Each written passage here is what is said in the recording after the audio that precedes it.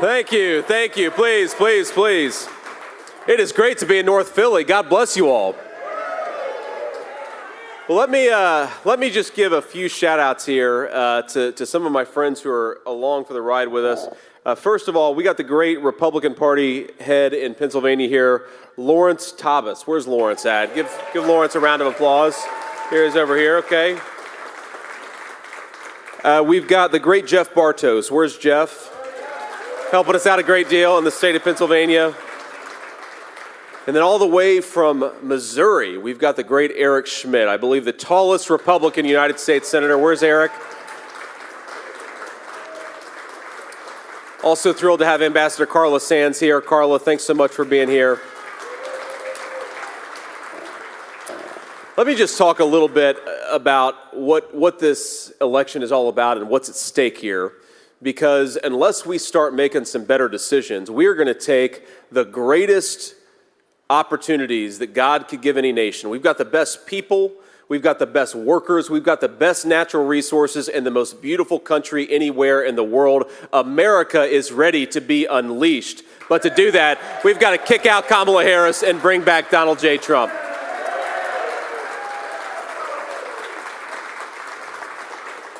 Now, we are here, of course, in a great facility, Diasor, but I'm gonna call on the leader of this great company here at the end. And what I'll do here is give a little bit of a background on why we're here in North Philly, and then I'll take a few questions from reporters, and then I'd love to bring up a couple of local business leaders to sort of bring it home and talk about why we care about these things that we care about. But look, we have a country that is being failed by its present leadership. And don't let anybody gaslight you here, because Kamala Harris is running around the country and saying that on day one, she wants to bring the cost of goods and the cost of housing under control. She says that on day one, she wants to make groceries and homes more affordable for American citizens. Well, Kamala Harris, where have you been? Because you've been vice president for about 1,300 days. Day one was 3.5 years ago. You should have been doing your job then and not promising to do it now. Let's just take stock of the economic record of Kamala Harris. Electricity is up 30%. Food, that's right, food is up more than 20%. Gasoline is up 50%. And this is all because of the policies of Kamala Harris. This is the person who's promising that she's going to fix the very problems that she has been creating for 1,300 days. And now she wants the American people to give her a promotion. My friends, I think it's time for the American people to say to Kamala Harris, you are fired. We want Donald J. Trump.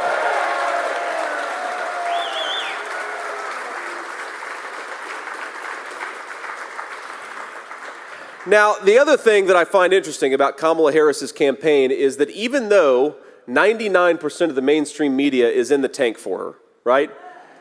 I mean, look, remember, these are the same group of people that told us for 3.5 years that Joe Biden, who couldn't complete a sentence, was Albert Einstein. Now they want us to believe that Kamala Harris is Abraham Lincoln. You see the completely dishonest coverage. But even despite that, Kamala Harris is running from them. And I think a little bit like a campaign really is an extended job interview with the American people, right? So this is a person who is asking you, the American people, for a promotion to President of the United States, but she refuses to sit down for an interview, even with the extremely friendly media. Now, is that a person that we should reward with a promotion? No, I don't think that it is. And I think that if you're terrified to sit in front of completely sympathetic, biased media, then how can the American people ever trust you to sit in a room with Vladimir Putin or Xi Jinping or the leaders of the world that the president has to deal with? Now, let's just take stock. Let's take stock of the Trump record, not just the vision, because Donald Trump isn't just going out there making promises about what he wants to do. My friends, he already did it. And didn't we have a hell of an economy when Donald Trump was president?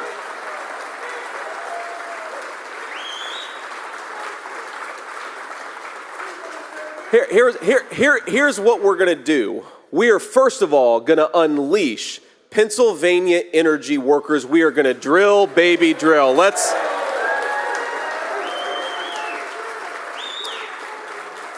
We're going to stop buying energy from tin pot dictators all over the world who hate this country. We're going to start buying it from our own land, from our own people, from our own workers, and that's going to start on day one of the Trump presidency. And when we do that, my friends, we're going to bring down energy costs, not just for American families and American consumers. We're going to bring it down for American manufacturers and American businesses like Dysorb, where we're sitting right now. Now, these guys, I mean, Kamala Harris talks about how she wants to stand for the little guy, and yet her energy policies have driven up the cost of energy and food for everyday citizens. She says that she wants to bring American manufacturing back to this country. Well, Kamala, if you really, really want to bring American manufacturing back to this country, might I suggest you vote for Donald J. Trump. Get out of this race and bring back a president who knows how to do it. Remember, when Trump was president, when he became president for 16 years, this country had lost 60,000 factories. That was the record before he became president. He becomes president over 4 years, we had 12,000 factories. Undid a lot of the damage, and he's going to undo a lot more of it if we give him another 4-year term. Are we going to do that? Absolutely we are. We have got to stop the Chinese and everybody else from undercutting the wages of American workers. If you want access to American markets, you ought to deal fairly with the American working people, union and non-union alike. We are going to stop the Chinese from building their middle class on the back of the American middle class, aren't we?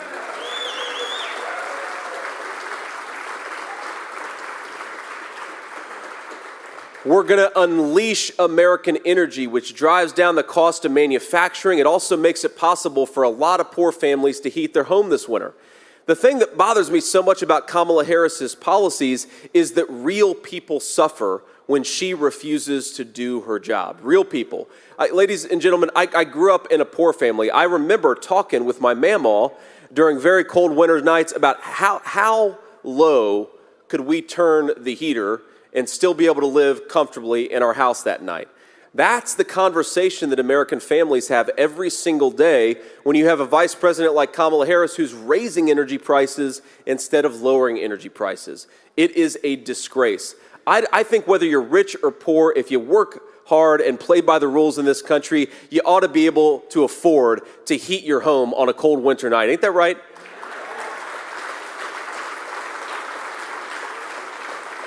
I think if you work hard and play by the rules, whether you went to college or didn't go to college, you ought to be able to work in a job that respects your dignity and pays you a good wage.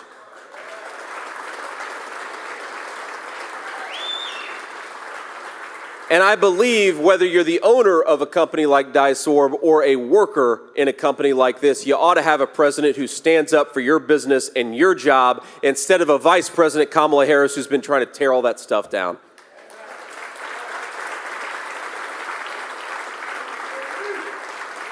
So here is the Trump plan. Again, it's very simple, and it's not just a plan because he already did it. Number one, we are going to stop the reckless spending that you've seen from the Kamala Harris administration, give more Americans more of their hard-earned money, and stop this affordability crisis. We are going to cancel these ridiculous regulations that make it hard to manufacture and build things in the United States of America. Just today, I read about a power plant regulation coming from the Kamala Harris administration that would shut down a ton of American power plants. Who's going to benefit from that? The Chinese. Now, they say they care about our environment, but if you're manufacturing more and more in China, the dirtiest economy in the world, you're not benefiting the environment, you're not benefiting American workers, you're maybe benefiting Kamala Harris's donors, but you're not benefiting the American people. We're going to unleash American energy, make this country energy dominant again. Donald Trump already did it. We're just going to do it one more time. Now, I want to bring the press up here to take a few questions, but before I do that, I just want to offer a few observations and a few remarks on the state of this campaign. Number one, I already said this, but I'm going to repeat it for our friends in the back. It is disgraceful that Kamala Harris pretends to run for the presidency of the United States, but she refuses to stand before the American people without a teleprompter standing between them. Kamala, what are you so afraid of? The American people are good and kind, even if they don't like your politics. Why don't you get out and talk to them? If you want to be the people's president, you ought to be willing to stand before the people and answer a few tough questions. I don't think that's too much to ask, is it? Now, speaking of, she has got quite the running mate, this guy, Tim Walz, who...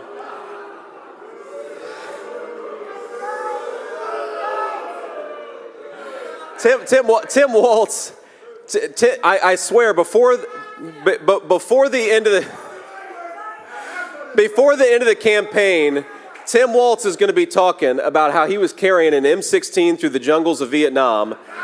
But this guy, everything that comes out of his mouth about his military service is at least 25% a lie. And it occurred to me, the closest Tim Walz has ever come to combat, even though he says he carried a weapon in war, the closest Tim Walz has ever come to combat is when he let rioters burn Minneapolis to the ground a few years ago, right? But he acts like such a tough guy, my friends. I don't know if you saw this, but Tim Walz said that he would debate me anytime, anywhere. So he threw out October 1st, a debate moderated by CBS, which I'm sure is going to be in the tank for the Democrats, but who cares? Because I respect the American people to go before hostile media. But when he says he'll debate anytime, anywhere, he apparently didn't mean in mid-September, because I offered him a debate in front of CNN, not exactly friends of me and Donald Trump. And you know what Tim Walz said? No thanks. Because they are hiding from the American people. My message to Kamala and Tim Walz, but especially to the American people, is the American people deserve to be led by somebody who is willing to get out there and talk to people. Kamala and Tim, stop hiding in the basement, get out there and campaign. We'd all appreciate it quite a bit.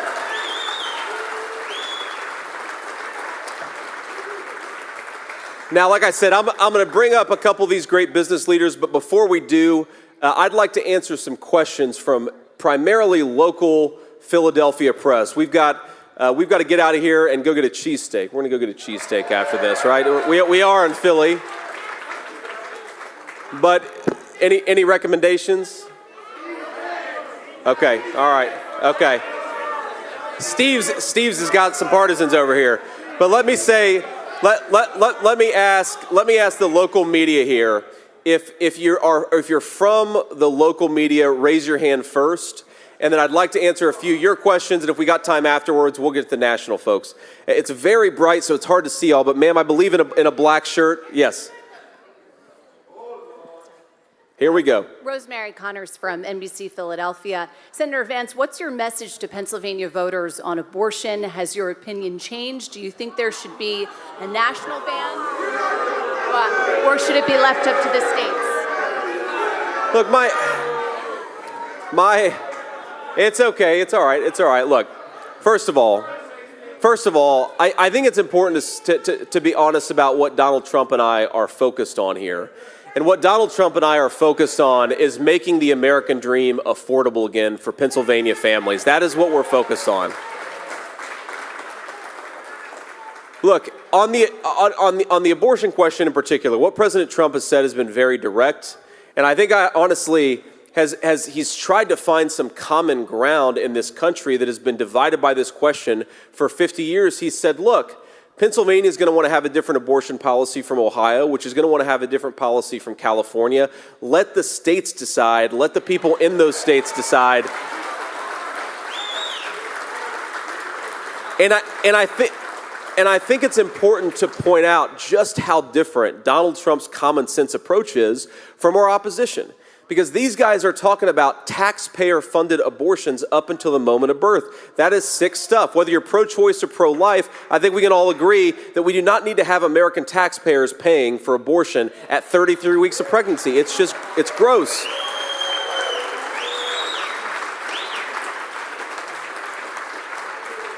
And the final point that I'd say on this is President Trump and I believe very, very deeply that we want Americans to feel like they can afford to have families again. The biggest problem that we have in this country, you talk to young women, who have a pregnancy, especially an unexpected pregnancy, and a lot of them feel like they don't have options because how are you going to feed a baby in today's economy? How are you going to house a baby with rent where they are? We want to make American family life affordable again, and I think that's the best way to promote a culture of life in this country. Thank you all. Again, local PA reporters first, ma'am. Hi there, Aaliyah Schneider, the Philly Inquirer. How often can we expect you to be in Pennsylvania, and where are you getting your cheesesteak and why? Well, I'm going to be in Pennsylvania as much as you find people will have me. How does that sound, all right? Look,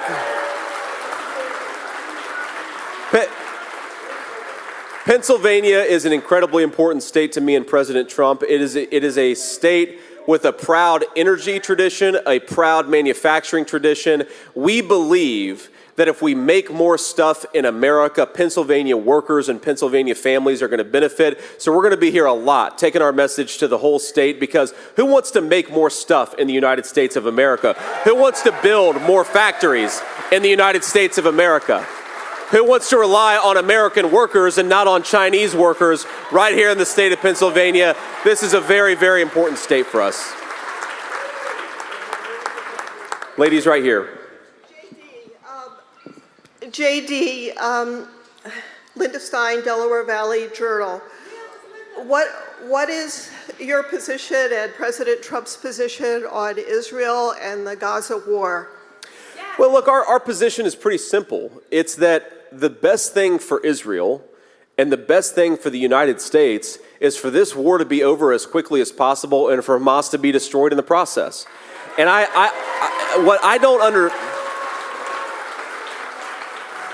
Linda, what I don't understand is you have Kamala Harris who says that she's really concerned about civilian casualties. Well, I'm very concerned about civilian casualties too. But if you're concerned about civilian casualties, you want the war to be over as quickly as possible and you want to destroy Hamas's ability to fight. She's pursuing policies that are doing exactly the opposite. Prolonging the war as long as possible and not allowing Israel to finish the job against Hamas. It's the worst of all possible worlds. Donald Trump is going to return strength to the American foreign policy scene. And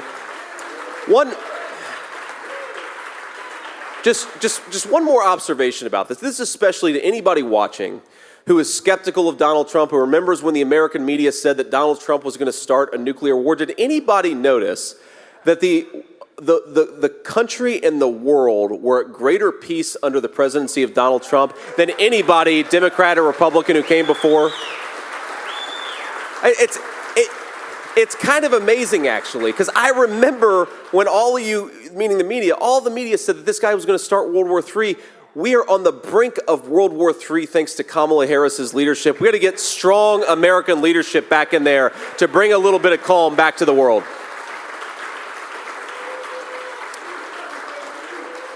Pennsylvania? I love this. Who is this guy? We need to bring him on the plane with us. Senator, Yes, on sir. July 21st, Donald Trump was ahead of Joe Biden by 4.5% in an average of polls in Pennsylvania. Today, it's a statistical tie between Donald Trump and Kamala Harris. One, do you believe the polls? And two, if you do, how do you get that ground back? Well, look, I don't believe the polls when they say that we're up. I don't believe the polls that say that we're tied. I don't believe the polls that say that we're down. Our job is to win the trust of the American voters, not public opinion polls. I think,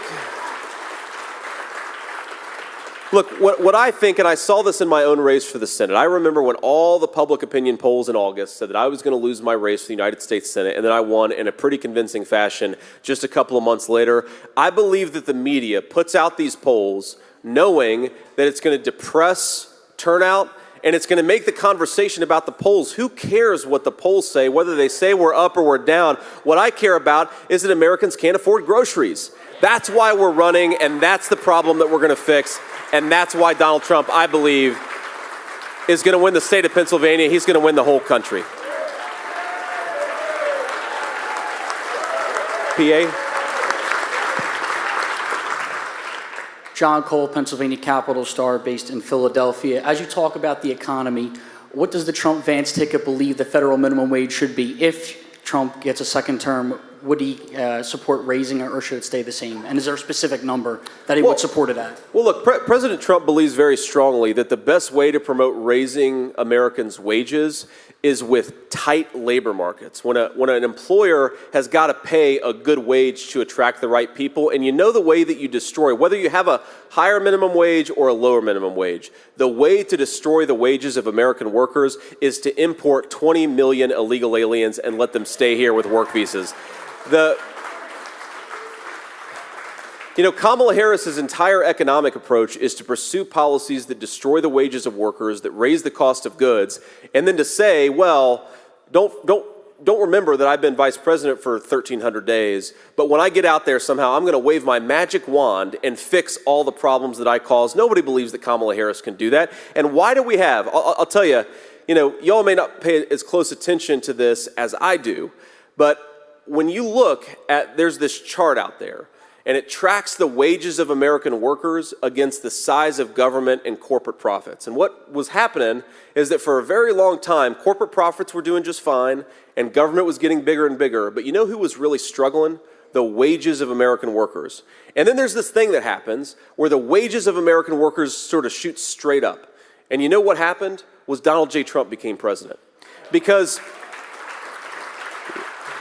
when you have companies that have to hire American and have to buy American, that lifts up all American workers.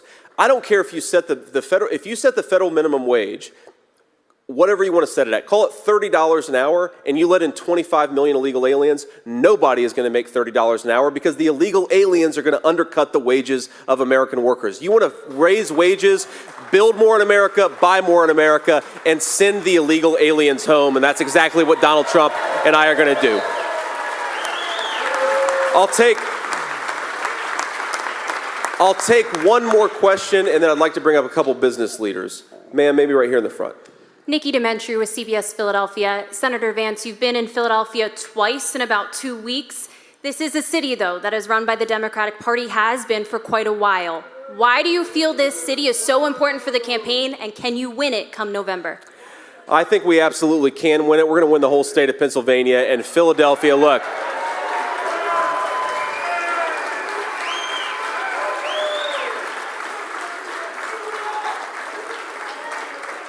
I'd ask voters in Philadelphia and across the whole state a very simple question. Has your life been better off under Democrat leadership? Have your communities gotten safer under Democrat leadership? Have your wages kept up with affordability under Democrat leadership? And because the answer is no, I think that Americans, Pennsylvanians, and the citizens of this city are ready for a change. They're ready for the presidency of Donald J. Trump. All righty. Now on the topic of Americans being ready for a change, I want to call up a couple business leaders who have built great businesses right here in Philadelphia. And I want to start with the leader of Dysor, where of course we're sitting right now. Ted, come on up here. Give a round of applause for Ted.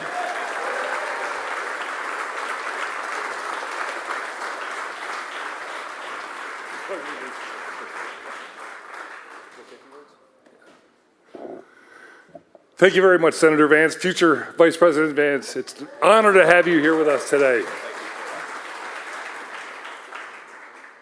I got to tell you, quite honestly, I didn't know a lot about Senator Vance until he was nominated for Vice President. I've come to learn quite a bit, and I'm beyond impressed.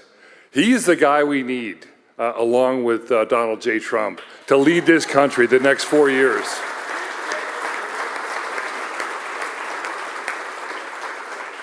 On a personal note, because we're both former enlisted military, I thought I was doing okay myself, but this guy here is blowing me away. So it's very impressive, sir. Thank you again for coming.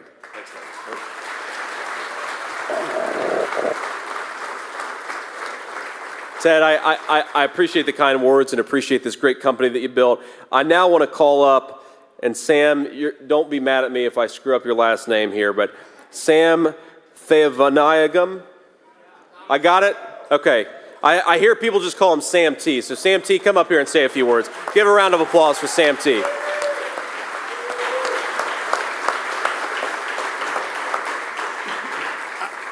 I said to you earlier that what separates me and Senator Vance was butter chicken. Because his wife is vegetarian and of Indian descent. I'm of Indian descent.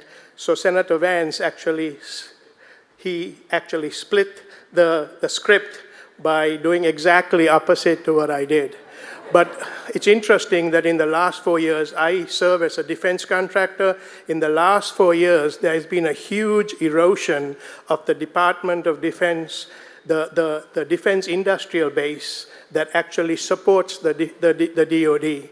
And that is a huge issue.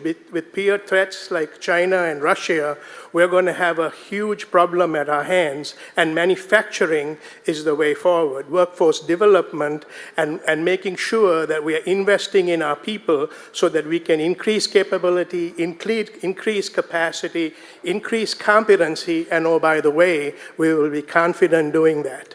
The two words that separate me and him was butter chicken. By the end of the year, that it'll be down to 2 letters, VP. All the best, sir.